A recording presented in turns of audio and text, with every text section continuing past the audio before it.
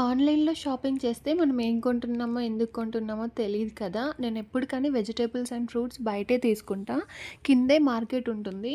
So, fruits కూడా నేను మార్కెట్‌కెళ్ళి తీసుకుంటా. బట్ ఈసారి ఎందుకో ఆన్‌లైన్‌లో పెట్టాలనిపించింది. ఇంకా తెలియకుండానే ఇన్ని పెట్టేసా.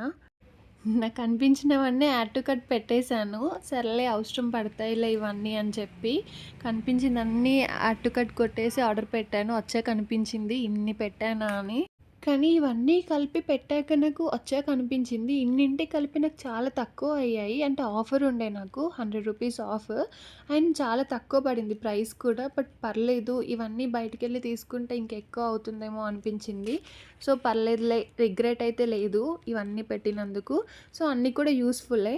ఆర్డర్ పెట్టేప్పుడైతే చాలా ఆలోచించాను. ఫ్రెష్‌గా వస్తాయా? లేదా? ఎలా ఉంటాయో ఇంత పెడుతున్నా అని చెప్పి. కాకపోతే వచ్చాక మాత్రం అన్నీ ఫ్రెష్‌గానే ఉన్నాయి. అన్నీ మంచిగానే వచ్చాయి.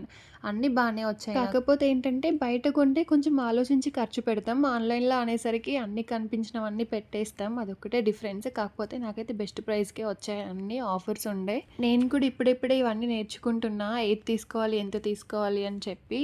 బట్ ఫైనల్‌గా నాకైతే అన్నీ బానే వచ్చాయి ఫ్రెష్‌గానే. ఇవన్నీ నేను స్విగ్గీ, ఇన్‌స్టామార్ట్‌లో ఆర్డర్ చేశాను. Follow for more.